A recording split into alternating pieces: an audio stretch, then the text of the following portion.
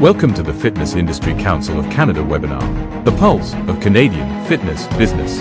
Our webinar this month is brought to you by our sponsors, Matrix and ISOFIT.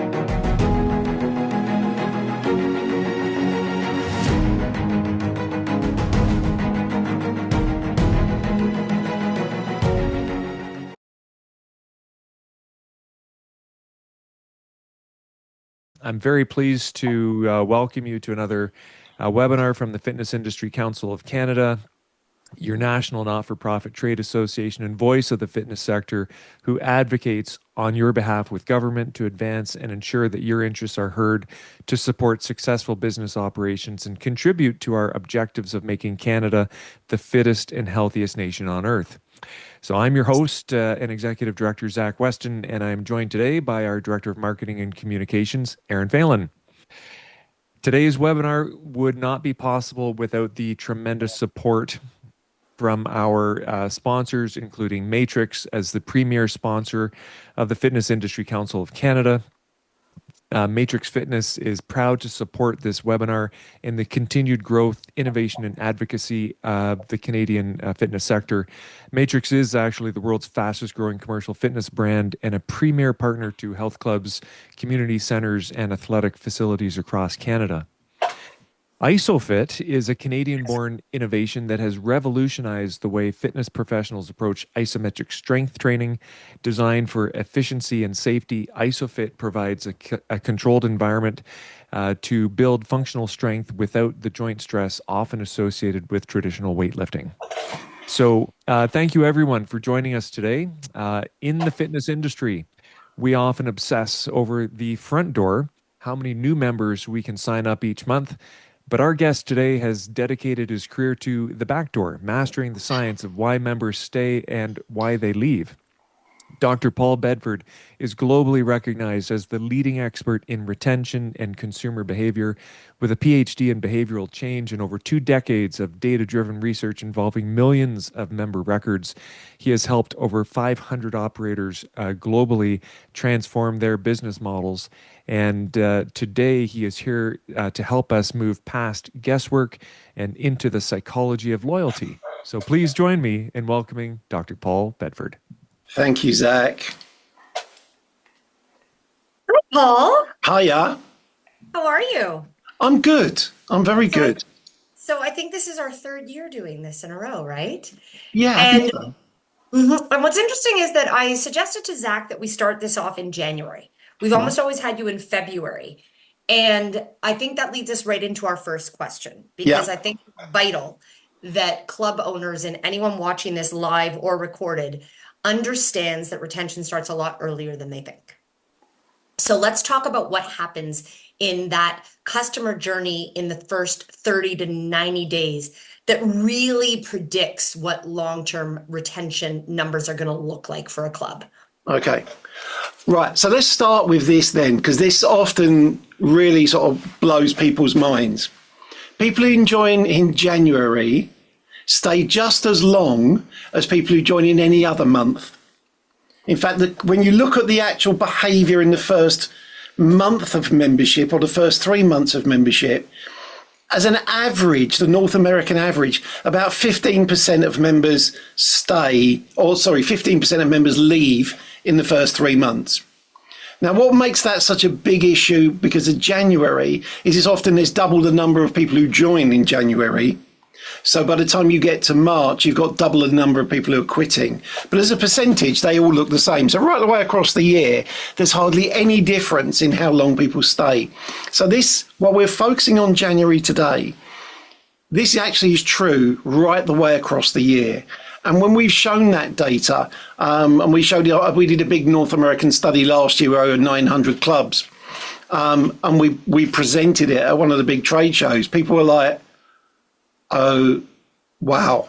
It was like, what's going on? So what I would suggest is if we use January as our example, because we're in January, you have 3 types of users in January. You have those who've been regular exercisers and were in before Christmas, before the holiday period, and they're just regular exercisers and they keep coming and they work out on whatever frequency they currently do it at. And The holidays were just possibly a small interruption in their normal workout pattern. The second group are those who are new to exercise. And those are and that's different from just being a new member. You can have a new member who's an experienced person, but you can also have a new member who is new, never done anything.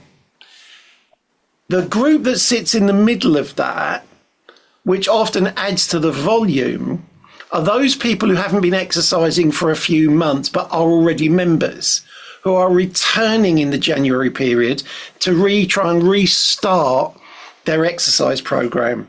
So you've got the new joiners, you've got experienced exercisers, and you've also got exercisers who struggled and, let's say, for this example, failed to maintain a routine behaviour and have now come back for either a second, third or fourth attempt. And so you get a lot of people in the clubs in these early few months until that filters out again. And what becomes really important is you can identify who they are when they join. The experienced ones who are already your members, you haven't got to worry about them. But the new joiners, you want to identify, are they experienced? Are they returning, or are they completely new? Because then you can resource accordingly in terms of support in the early stages. So that's I'm taking a alarm in my brain. That's also a very different approach to someone who's coming from another gym, another facility as well, right? Yeah. So what can a club owner do? Like, how can a club owner actually, one, gather the data of who they are and when they're coming in, and then how can that club owner get them to stay? Yeah. Well, to start with, I'd segment them. Now, you can do this digitally. You can do it for, onboarding pages and things like that, but you can do it physically during the sales process. Just by asking one simple question and offering 3 options as an answer. Which one of the following statement best describes you? I'm completely new to exercise and I'll need some support. I've been an exerciser before, but not maintained a regular behaviour. I'll need some support. I'm a regular exerciser. I know what I'm doing and I'm fine to get going on my own. In that way, you've suddenly taken out a group of people you don't need to resource for. And now you've got a smaller group. And our data is showing that somewhere usually about 4 out of 10 who join need support. But we're asking them as the consumer, the customer, the member to identify that themselves rather than us choosing which one fits them best. That's a huge number, 4 out of 10. Yeah. And you know what? We're all avid consumers of social media, digital platforms, and all we've heard is routine. So of those 4 out of 10 who need help with the routine, what can a club owner do to help them along the way? Because discipline don't work. No. And a lot, you hear a lot of, especially at this time of year, you hear a lot about motivation. And when I was doing my master's degree in psychology, my study in that was, does motivation predict behaviour? So we measured people's motivation on joining.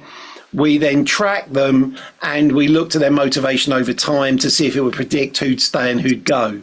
Motivation didn't do it, but actual behaviour did. And if they turned up when they said they were going to turn up, that was a much stronger predictor than how motivated they are. Because if you did a 0 to 10 scale, they might go, well, I'm 10 motivated, I'm extremely motivated. Actually, and that would fluctuate. You can still be motivated and not do anything. Mm-hmm. And so one of the things to do is get people to start planning the days and times they're going to work out rather than the frequency and length of time. So often we'll say, how often and how long do you want to train for? And you get these sort of abstract answers, 3 times a week for about an hour. You want to be asking, which days are you training and what time are you coming in? Because it's much more direct. The length of the session might be determined by whether they're doing group X. It might be determined by the volume of exercises. So in some ways, it's not inconsequential, but it doesn't help just going, and how long do you want to exercise for? Because they always say an hour because they think that's the right answer. So as a club owner with staff, I'd make sure everybody's going. So open up your diary, look in your diary or your schedule and tell me which day is going to be the first day after joining you're going to work out. What's going to be the second day? Is that going to be the same the following week?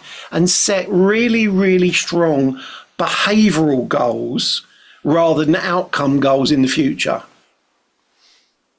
So let's skip to staff, and then I'm going to go back to the whole concept of being how we're going to create exercisers out of these newbies. So you have written and said that staff are the most underused retention lever for a club in fitness, and that everyone from front desk to personal trainers to group X instructors, everyone has a responsibility here. Yeah. Can you talk about that a little bit? Yeah, and look, the idea or the concept is this, and you could go back to people like Dale Carnegie's How to Win Friends and Influence People. The content in that book still stands today. We like to go to places where people smile, say hello, and recognize us. We use our social media platforms for wider recognition. But we love recognition when, you walk through the door and someone either knows you by name or knows you by behavior. You're the person who comes in at 6 a.m. every morning, or you're the person who's always comes in just after lunch. We love that recognition. But I think the way in which most operators will train their staff is their fitness staff it'll all be about anatomy, phys, program design, equipment usage, things like that. What lacks is the bit that actually carries the weight for the motivation and the behavior, which is the psychological skills. Now, you can go into quite in-depth psychological skills, but actually just being personable carries a lot of weight to start with. And while we're seeing, a huge increase in the ability of AI to help and support people in their training, I don't think anything's ever going to beat someone looking you in the eye and smiling at you. And we don't resource our staff. If you do a staff training on customer service, that usually happens once a year for one day. But you're expecting staff to use that every day of the year for every person that comes in front of them.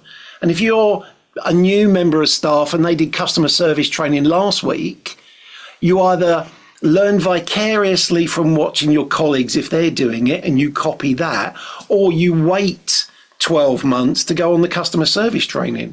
So I don't think operators, I think operators think of staff as a cost, where they should think of staff as a resource and use that resource to its maximum.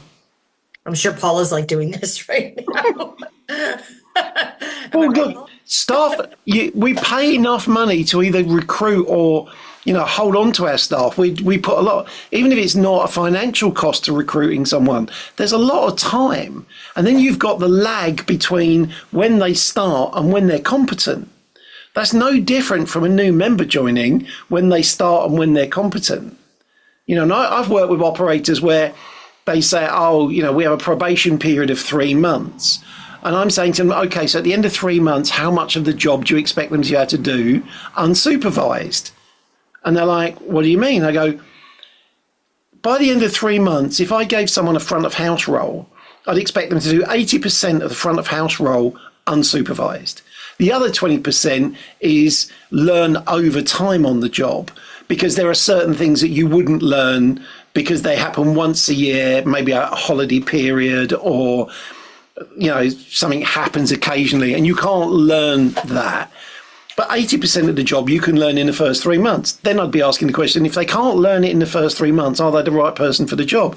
But all of that costs you time, because the quality of service that's being delivered by the staff in those 3 months as they ramp up to the level you want them at is costing you interactions. It's costing you, the value of that interaction as a resource.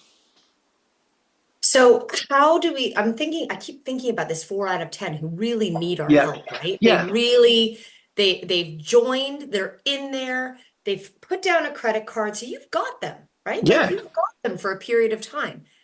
How do we get, and this is the age old question for all of us in the industry. Yeah. How do we get them from trying to actually forming that identity that they are someone who unequivocally is an exerciser? Okay, so the first thing that for those 4 people, they're going to need some type of onboarding, and they're going to need some sort of induction, equipment experience, whatever you call it.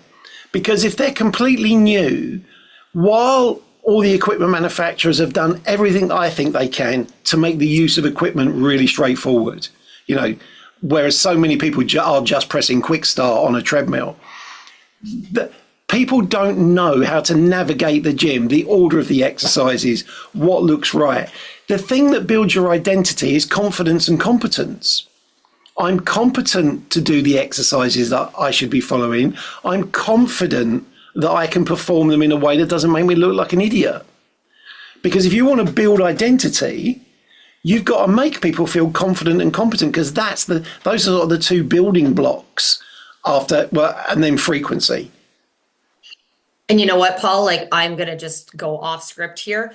We can dive right into strength training as well. Yeah. That is the perfect example of it, right? I mean, Matrix just released 9 massive plate loaded pieces to market. And those, like, you look at a pendulum squat, you look at a belt squat, and that intimidates me. And I've been in the industry since I was 19. So what can you tell operators about strength training and really getting the, because a lot of them are joining because they know they need to strength train. Yeah, but I think we get really enthusiastic about things like strength training, and we want them to go from novice to fighter pilot without all the progressions between it. And he's like, oh, we've got this new belt squat. Let me show you how that works. And they've never even used a leg press, But if you're thinking, if you're widening your range of equipment, it's your experienced exercise that should fill that gap first. And the new and novices should be encouraged to use, and I'm really happy to say, they should be encouraged to use fixed resistance machines. Because they need to learn the language of exercise, how machines work.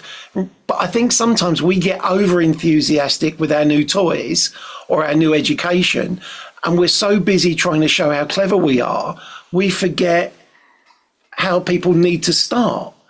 The example I use all the time, and I did it to someone at a conference recently. I asked someone for their car keys, and this guy went, "Yeah, here's my," and he was being a little bit of a show off. And he gave me these keys, and I held them, and it was a BMW key ring. And I was like, is that a 7 Series? Because I'd not seen the... And he went, yeah.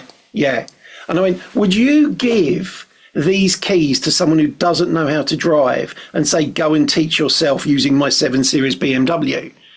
And he just joked. He went, no, And I went, yeah, but we do that all the time to new exercisers. We've got 7 Series facilities, and we're saying to people, oh, thanks for joining. The gym's through there. Literally go and knock yourself out. We're not thinking about, if we want to hold on to people for time, we've got to build their confidence and competence. And it's a bit like driver ed. You start with the basics. Yes, I'd love to drive a Ferrari as my first driving lesson, but I'm probably not going to get that. I'm going to get a box standard car where I can get all the fundamentals down and build my competence and competence.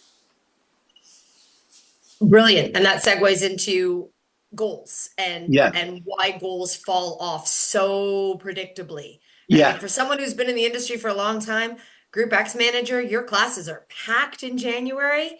And then by March, it's the exact same numbers that you had in October. Yeah. So let's talk about the predictability of goals getting diluted over time. Yeah. And look, the idea of goal dilution is this, that if you have multiple goals, the likelihood of you getting any of them goes down.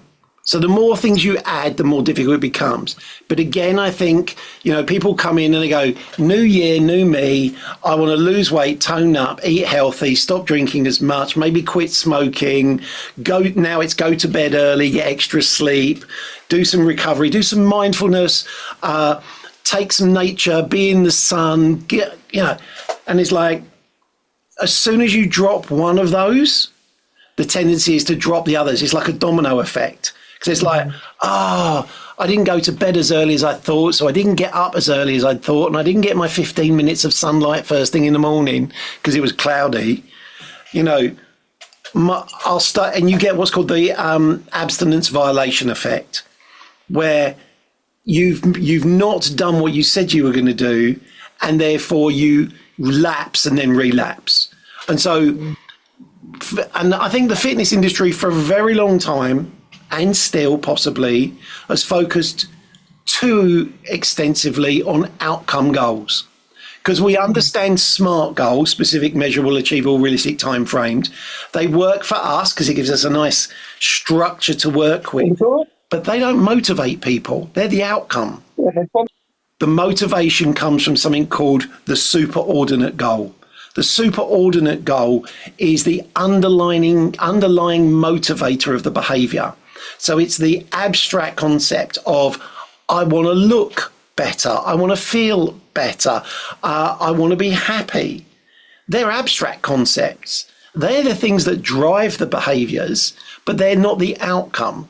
And I think even if you look, I say even if I think you look, I know if you look in something like Atomic Habits by James Clear? James Clear. James Clear. Yeah. You know, all the research says process. Focus on the journey, not on the destination. And so for us, if someone says, I want to, let's say, lose weight, it's a very common one if they're not on any one of a number of different cocktails now. I want to lose weight. Okay, well, in order to lose weight, you need to become a regular user of the gym. Now, to become a regular user of the gym, you've got to start creating a habit. A habit is formed when you perform an activity at least once per week. It's usually easier to get a habit to stick if you can fit it in a sequence of things where doing the behavior is normal.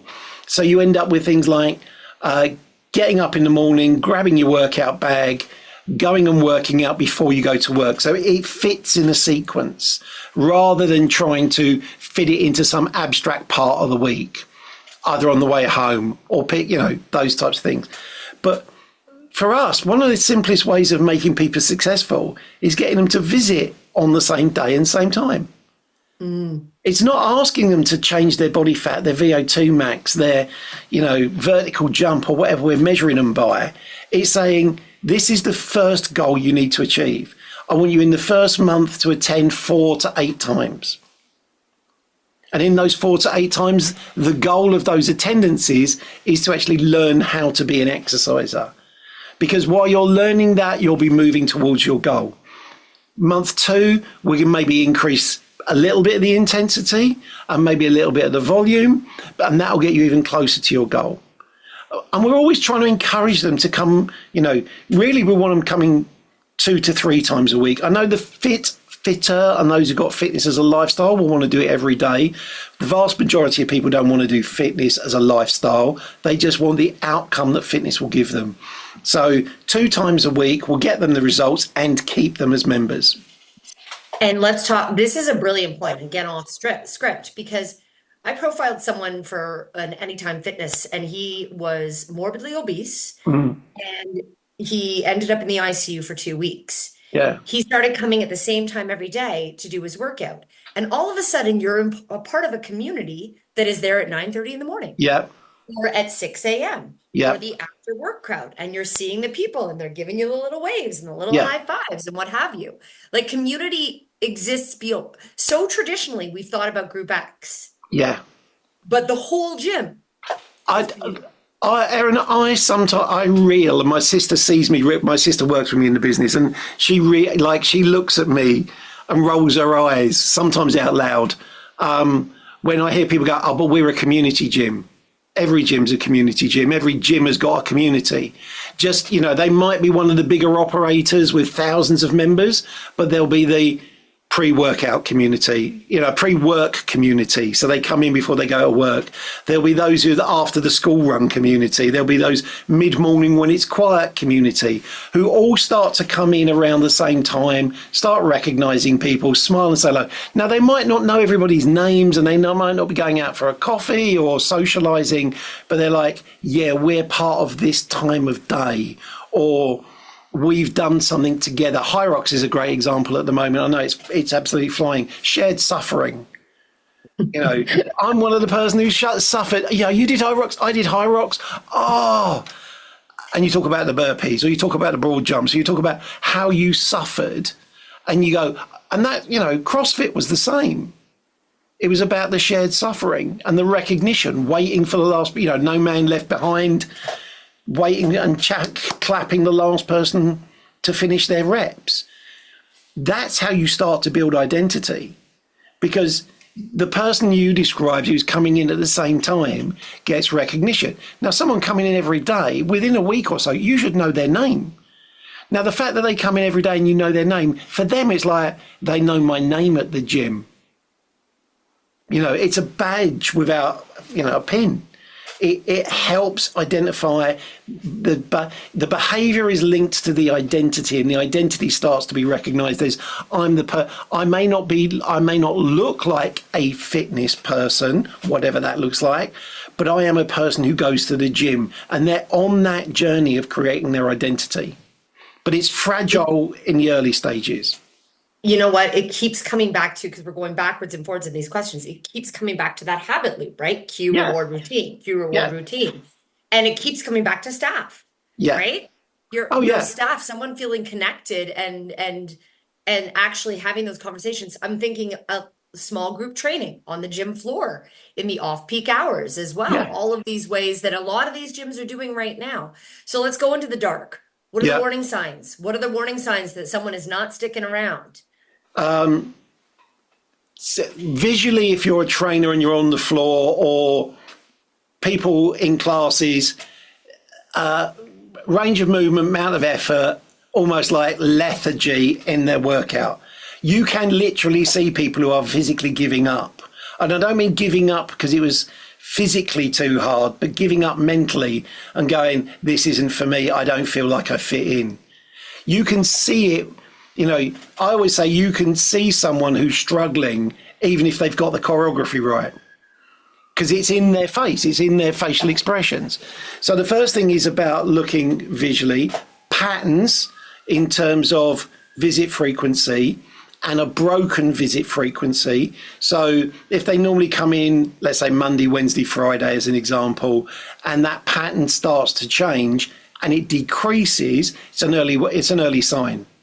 In fact, with some of the big studies we do, when we've got hundreds of millions of member visit records, we can pick it up in the first 4 weeks. We can look at the behavior in the first 4 weeks and go, they already aren't coming enough. And that's only going to go down. It's like they've come 3 times or 2 times after joining in the first 4 weeks.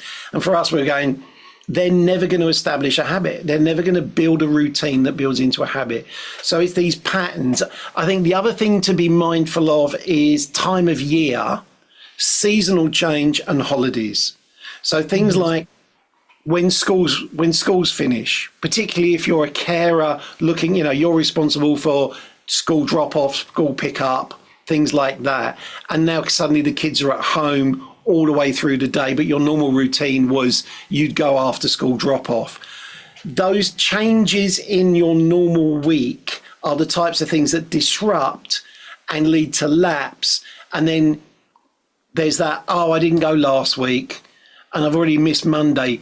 I won't go this week. And then suddenly I haven't been for 2 weeks. I'll get back into it next week. And then that's 3. So it's finding, in the data side, it's identifying the patterns. So we would look generally at monthly active users. What proportion of the members have used the club at least once this month? And that isn't enough to retain them, but at least once. What proportion haven't used it at all? And of the people who've not used it at all, who joined last month? Because those are the people I want to be following up with. They've only just joined and already they're not using the club. I want to get on top of that and get them moving, because if you don't get them moving early, they very quickly become sleepers.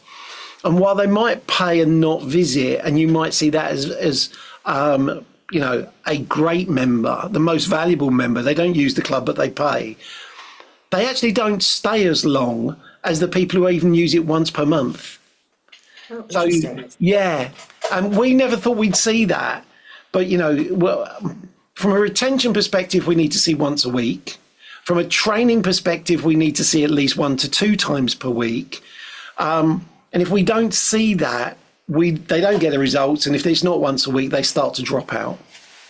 So I'd look. Let's talk about these data points. Talk about the data points a bit, because I know you love numbers, and I think a lot of people listening to this webinar love numbers as well. But some people are intimidated by the numbers. Yeah. What surprised you with the numbers, and what tip would you give to an owner operator on how they can look at the numbers? So I'd keep it really simple, because we deal in large data sets. We're current this week. In fact, yesterday I was working on a data set. There's 100 clubs.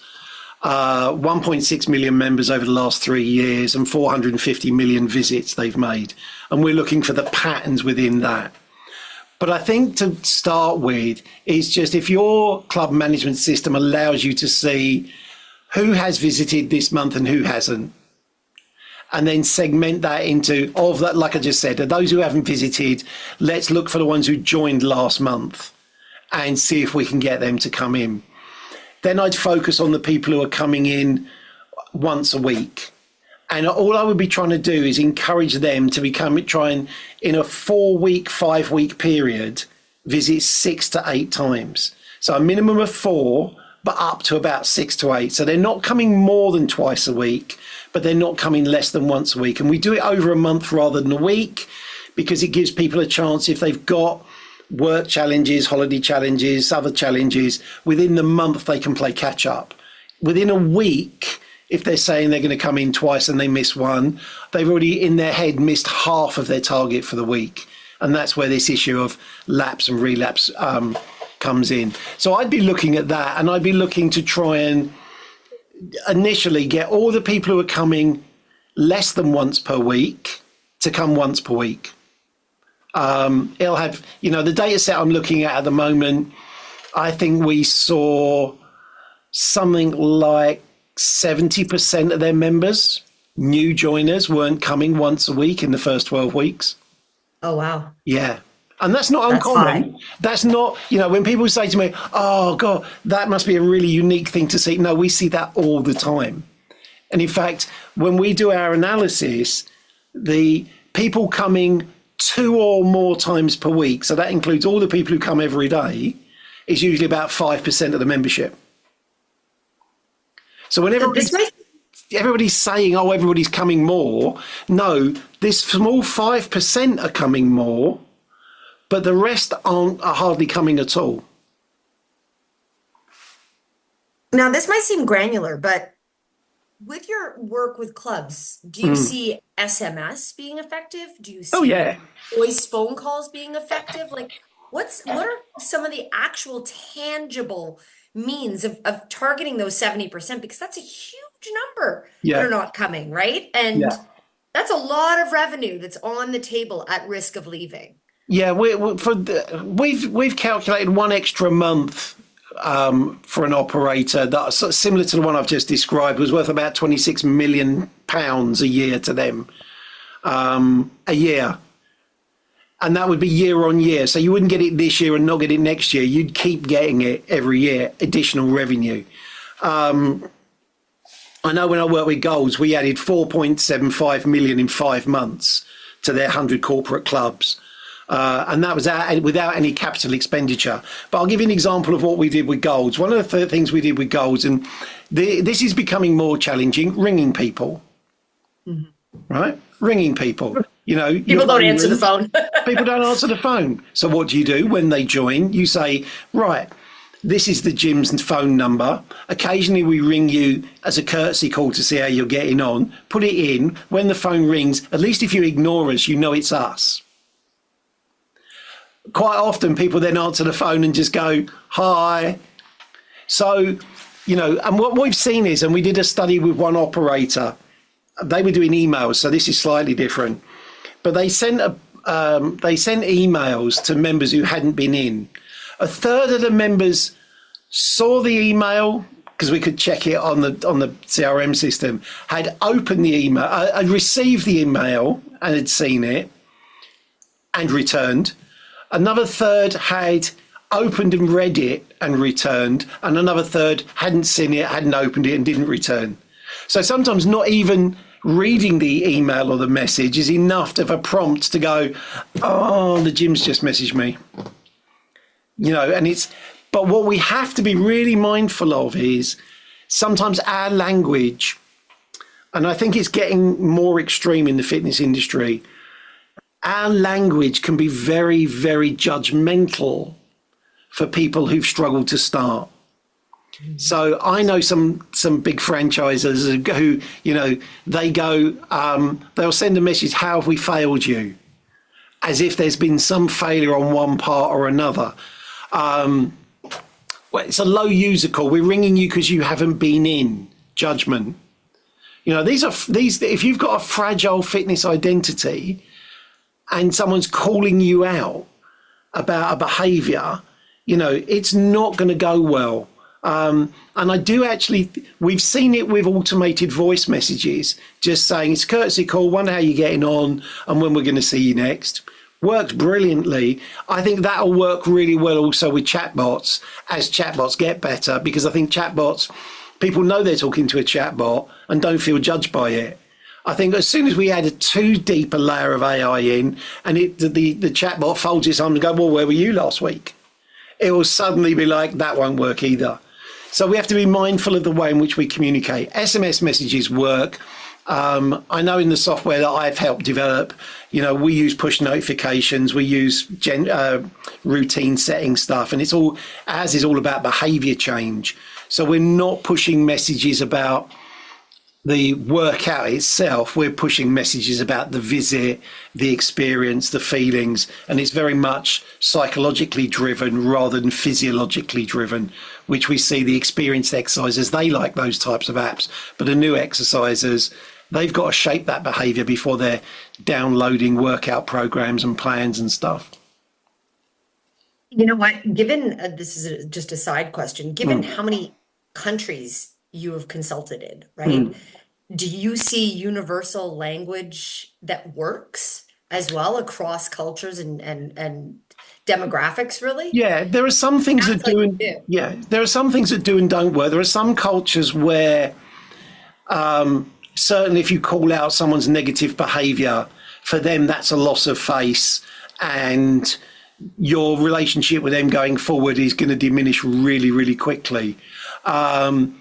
You know, if you just think about the way in which, you know, I think about the way as an English person, the way we talk to one another, if you're around us, it can sound really derogatory. We're always bantering all the time. And people get, you know, people here understand that as a cultural thing. I know I make jokes sometimes, like when I'm in the US, or I mean, you know, predominantly in the US, and I go, you know, they changed my server mid-meal. You know, they've ended a shift and somebody, oh, so-and-so's gone home. Oh, so-and-so, I'm going to be your server now. And I go, yeah, I didn't really like the other one. Now, here, that'd be funny. There they go, oh, do you need me to go and get someone else? And I'm like, no. So the ironic stuff. So you do see that. But one of the things we have noticed is, so the messaging you have to be really careful with, but the business models are more determinant of member behavior than the culture. So if it's a low cost, high volume business, the behaviors that we see in the data we look at look the same all over the world. If you look at a premium, they look the same all over the world.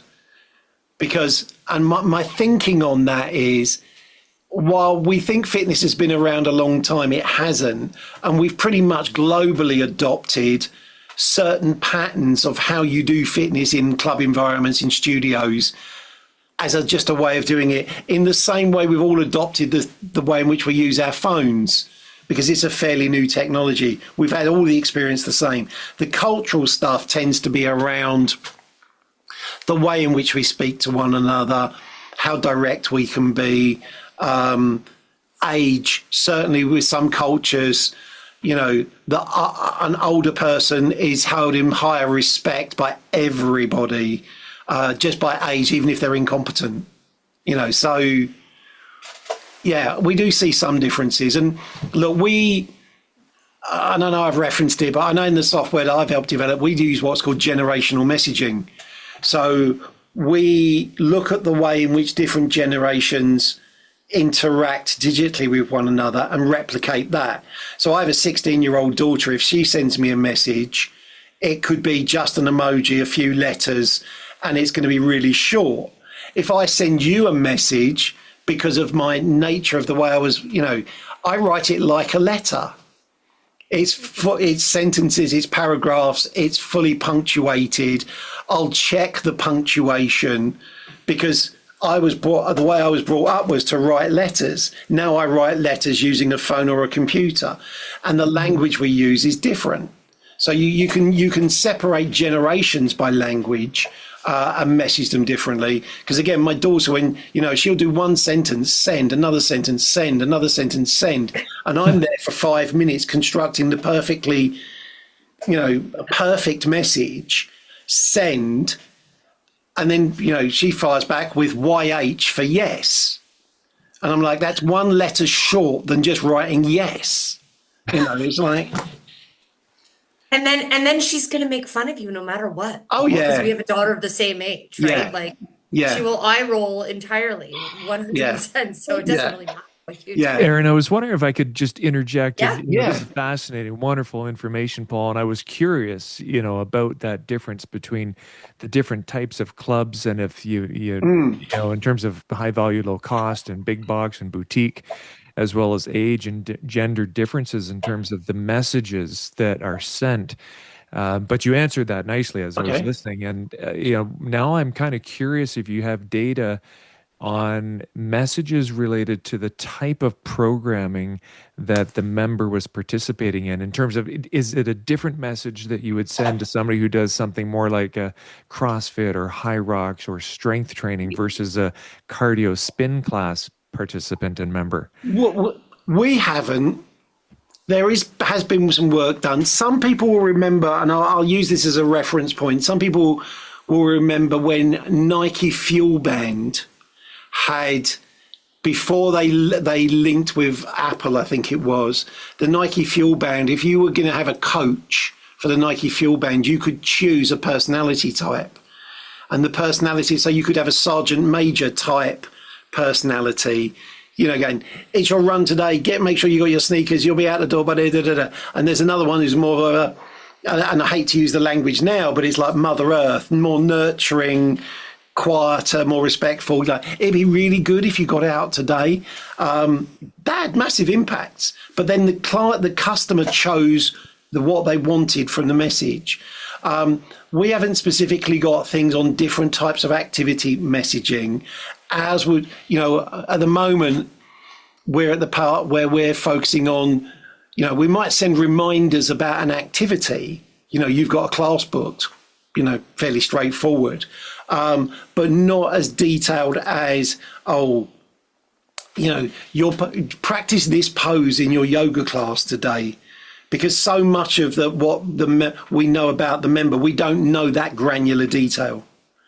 I think that'll come in the future, and then for me it'll be a case of, do we need it, or is it a step too far? Do we need to be saying to people, I hear it all the time, the term hyper-personalization, and I have mixed views about it, because I'm like, someone smiles at me and says, "Oh, good to see you today."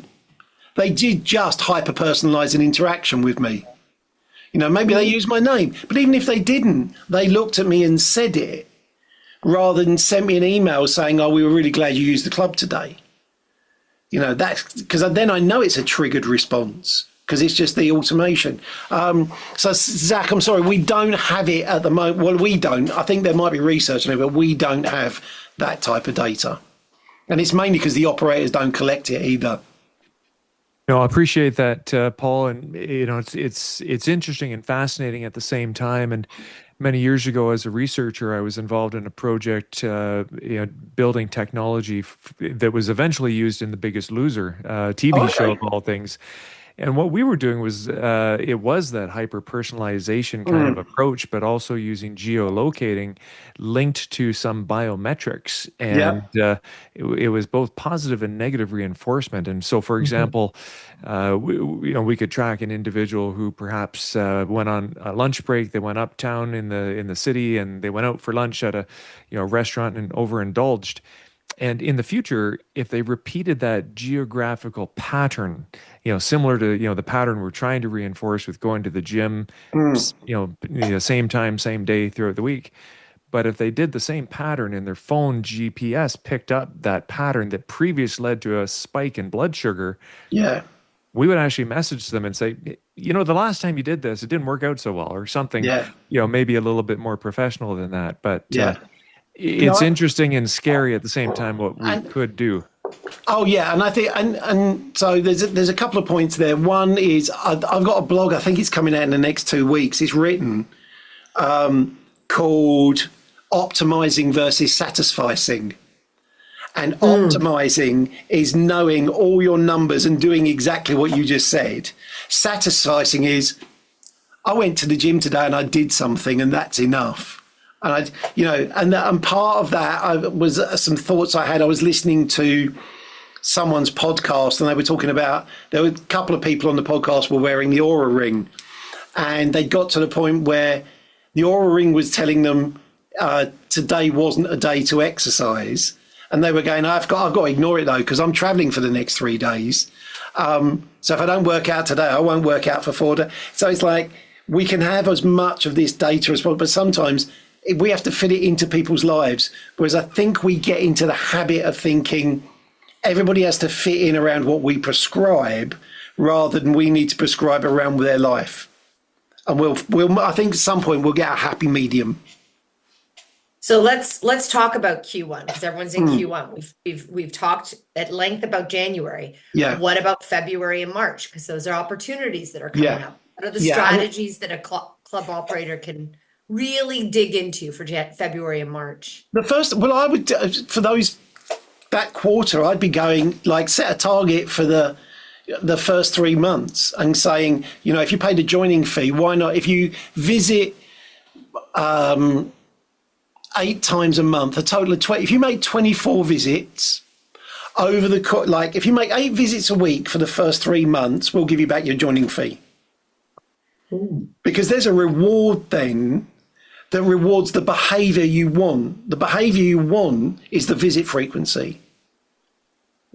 So it's a strong, or, we'll enter you into a draw to win an iPad, but you can't do 24 visits in January and nothing in February, March.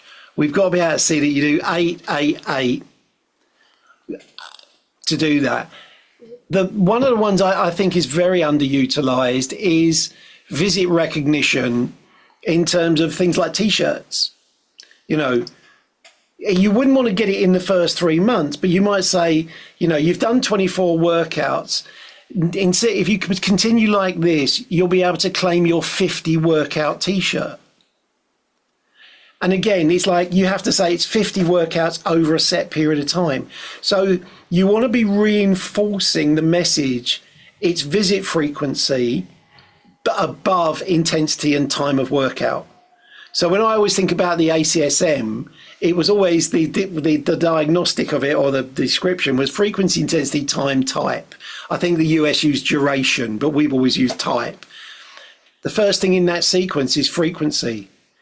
Drive frequency before you drive intensity or time. And so it'd be like, start recognizing, rewarding the behavior you want, which is the visit frequency. Start then identifying at the end of the first month, okay, you started on the gym floor with just 6 resistance machines. By the time we get to the end of February, that's going to be 10. And by the time we get to the end of March, you're going to have 12 to choose from. And we're going to introduce you to the first 4 compound free weight exercises. So you're promising something in the future and showing them, if you do this now, you get to do that, and it will broaden your exercise experience, widen what you can do, and help you achieve your goals. And I do something with Group X. That is so fantastic. And I was actually thinking one of the big things that we're seeing in terms of community is and for gym owners is collaborating with other businesses in your Yeah, area, right? That you yeah, could take that reward factor and not only increase your possible membership for yeah. people who might be going to that coffee shop down the street, but reinforcing that identity. And then all of a sudden they're going to the coffee shop, maybe, thinking outside of the box creatively. Yeah, and look, if you and I'm thinking this off the top of my head as you're describing it, if you did one of those, and for me they're rewards programs. I know some people call them loyalty. I don't think it's loyalty. I think it's reward. But the stamp type cards.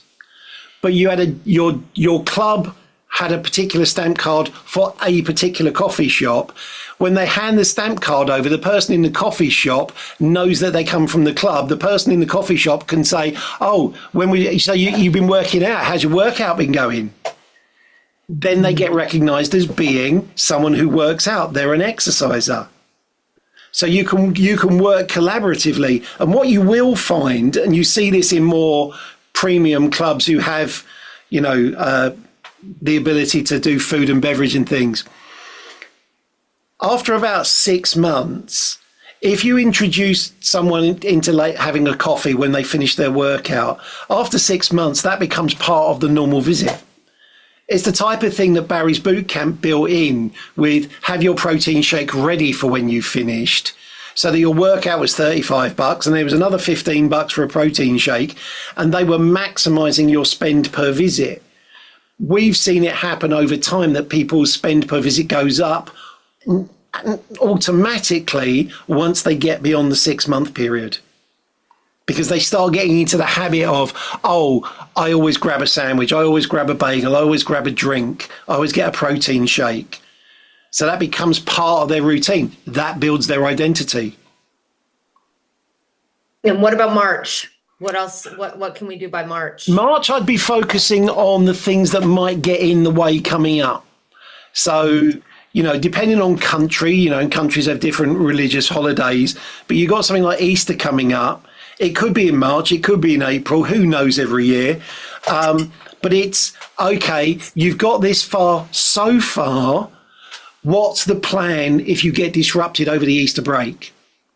Are you going to travel to see family? Are you going to take time off? If you're going to take time off, when's the first day you're coming back after? So not, we'll see you after the break. Tell me the day and the time you're coming in. Almost make them make an appointment for their return visit. And then I'd be saying to them, and when you come in, tell me what you did. I'd love to hear what you did over the Easter holidays. Because Easter can be the first big hiccup for a lot of people. They've then missed a week. If depending on how their vacation time works, they might have missed a week. And then it's like, is it really worth going back? There's things I've got to catch up on. I always joke that when you go on vacation for a week, you come back to 2 weeks worth of emails. Somehow you got more emails in that week. So now you've got to catch up on all the things you didn't do. Now this is when exercise starts to slip, because the bit of time you had for exercise is now replaced with other things you've got to catch up on. And so this is why same day and time becomes really, really strong in terms of predicting retention and exercise adherence, because that period gets protected. I've quoted it lots of times before. I interviewed a woman. She said Thursday night is Zumba night because on Thursday nights I do Zumba. And then she went on to say why that was important. But everybody knew that Thursday night was her Zumba night. So no one asked her to go out on a Thursday night. Or they'd say, when you've done Zumba, do you fancy we're going out for a drink if you want to join us? So you want to get into that thing of people knowing that that's what you do at that time, so it becomes protected.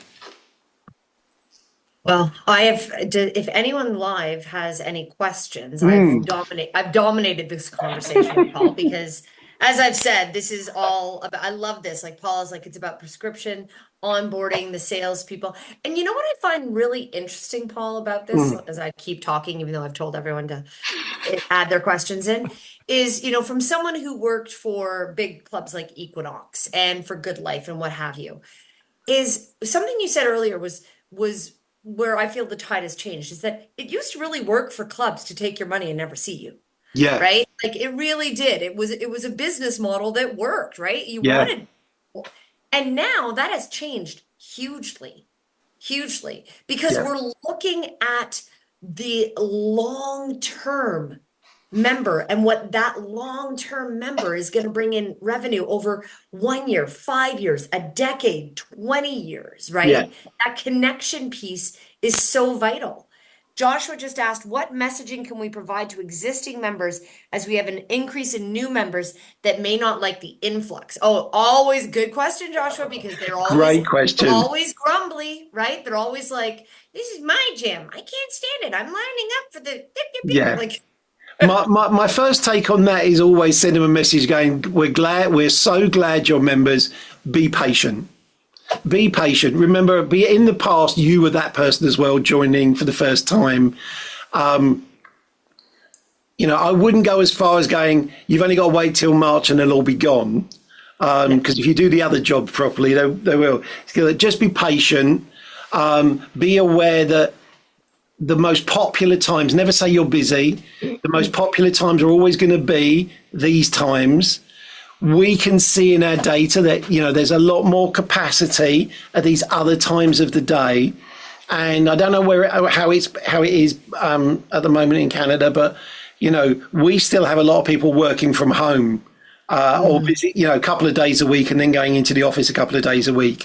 Make suggestions about planning their training around their work schedule, their home schedule, things like that. So give them ideas. We think people will be creative and come up with the ideas themselves. They won't. We have to show them an example, you know, highlighting. Did you know that, you know, if you came in after 7 o'clock, we have 50% less people visiting after 7 o'clock than we do before 7 o'clock. Or whatever your times are for your club. But I'd definitely start by messaging them and thanking them. In some ways, we're a little bit too late. We needed to really do that in November, December and say, we know, you know, we know it's going to be busy. There are going to be a lot of people who are trying this for the first time. Be patient. They're like learner drivers. They're learning to drive. And if you're ever stuck behind a learner driver, you go, this is frustrating, but... The other thing I would really get hot on, though, at this time of the year is dwell time on equipment in terms of people just sitting on the equipment between sets using their phones. So I'd really be pushing, and I'd actually be, you know, creating posters and say, we're busy, working together, share equipment, be patient with one another, try and maximize the effect of your workout, but limit the amount of time it takes. I'll be driving those types of messages. Love it. Brilliant. Paula, go ahead. Just real quick. First of all, obviously, this is why you're the global expert. So thanks so much for joining us. We appreciate it. You know, again, depending on the brand, whether it's high end, you know, high volume, low cost, a lot of the sales process and that introductory process has gone online. Yeah. And there are third parties now doing sales for a lot of different companies and clubs. Yeah. And so that's a real gap and challenge because as we know, as well trained as they might be, and they might decrease the intimidation factor somewhat, at the end of the day, we know that relationships and retention and staff retention, like there are huge facts around this. Yeah. And so what do they do, those clubs, to onboard and really start that relationship when somebody's purchased online and then they just show up in person? Like nobody knows who this person is. Yeah, for me, that's going to be a follow-up email sequence or messaging sequence once they've joined. And in fact, I'd even go as far, and we've done this with some operators, embedding a video after someone's joined saying what to expect now. This is what you can expect now. If you're an experienced exerciser, we welcome you into the club, meet one of the team, we'll highlight where everything is, and you know, my expression will be you can crack on. If you're new to exercise, we want to support you. So what we need you to do is make an appointment to come in so we can organise an onboarding for you. You need to tell them what the steps are be. You know, and you go, so if you've never been a member or you've always struggled, then we've got something for you. You know, we've got a package and onboarding approach for you. If you've got like what I would refer to as an impact sales team, human beings, but they don't work for you, but they're selling for you. I I think my first approach would be look at it and go, you don't get your commission till they achieve their first appointment. What you'll find is salespeople get really good at getting people to turn up for a first appointment. Yeah. That first appointment might only be a meet and greet if they're savvy, or it might be an onboarding if they're less experienced. But you say the sale isn't complete when they've signed the paper. The sale's complete when they turn up for their first appointment. Love it. Well, if anyone has any extra questions, we have literally, I knew we were going to max out on time, Paul. I could talk to you for 2 hours. We always do. Yeah, but it's because I ramble on.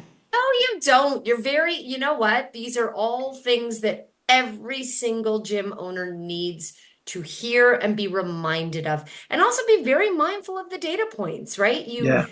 A lot of gym owners, you're paying big bucks for CRMs that you need to understand what's going on in the back end of these new members, right? Yeah. And I think that's a big central message.